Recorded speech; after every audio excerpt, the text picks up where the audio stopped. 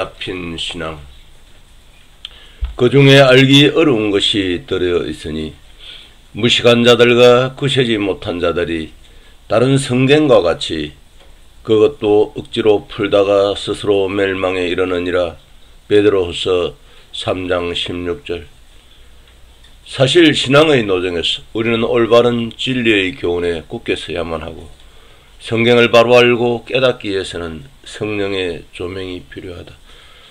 성령님의 해석이 없이는 사람이 임의로 풀어서는 결코 되지 않을 것이다. 유사 기독과 그 아류들이 왜 파생이 되는가? 바로 지어낸 말로 교모의 짝입게 하여 연약한 자들과 어린 자들을 미혹하여 그들을 밥으로 삼기 때문이다.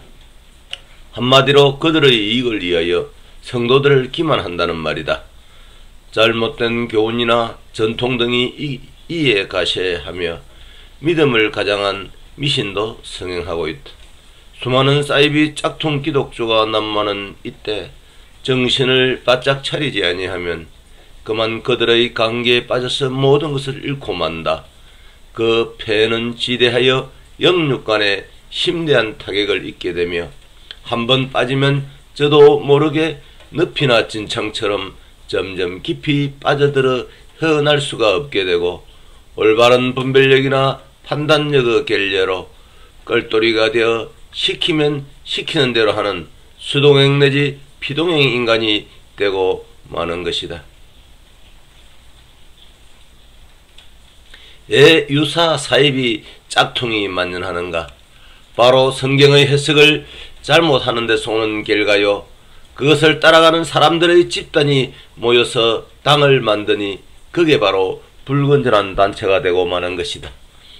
교주나 신령하다는 사람들이 그게 다 여기에 해당이 되며 또 그런 사람들이 기행할 수 있도록 토양을 만드는 성도들의 분별력에도 문제가 있는 것이다.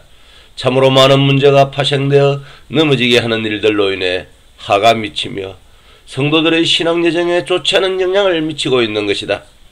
성경은 성경으로 해석을 해야 하며 꿈이나 사술 혹은 비술, 개인적인 체험이나 경험 같은 것으로 풀어서는 결코 안 될 것이다. 왜냐하면 성경 해석을 성령이 할 수 있도록 다음과 같이 말하고 있기 때문이다. 요한복음 16장 13절. 그러나 진리의 성령이 오시면 그가 너희를 모든 진리 가운데로 인도하시리니 그가 자의로 말하지 않고 오직 듣는 것을 말하시며 장래일을 너희에게 알리시리라. 우리가 조금만 유의하고 하나님의 말씀에 귀를 기울인다면 모든 성도들 속에 내주하시는 성령님의 도움을 받아서 성경의 진리를 올바르게 알 수가 있게 될 것이다.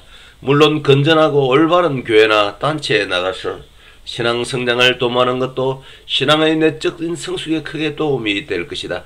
교회는 그리스도께서 머리가 되시고 각 교회는 그 지체와 몸뚱이 되므로 연합하여 선을 이루는데 동참할 때 비로소 교회의 올바른 직분을 감당할 수가 있게 될 것이다.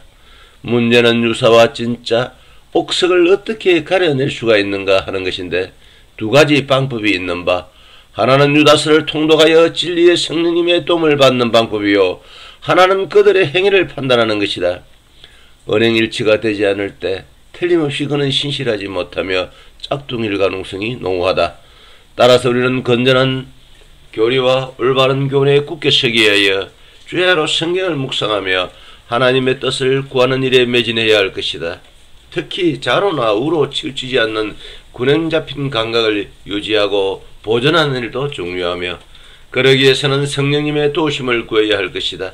하나님의 말씀을 떠난 불건전한 신비주의나 은사주의 혹은 교모한 가문이슬로 미혹하거나 지어낸 말로 호리는 자들에게서는 단호하게 돌아서는 것이 참으로 중요하다. 왜냐하면 이런 자들은 진리의 도를 해방하는 자들로서 하나님의 성도들을 미혹하여 그들을 이의 재료로 삼을 뿐만 아니라 그들의 종을 만들어 꼼짝달싹 못하게 부려먹기 때문이라.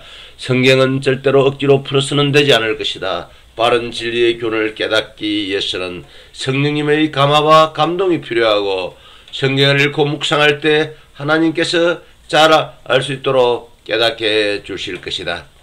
신앙의 노정에서 승리하기 위해서 우리는 성경 해석에 참으로 유의해야 할 것이다.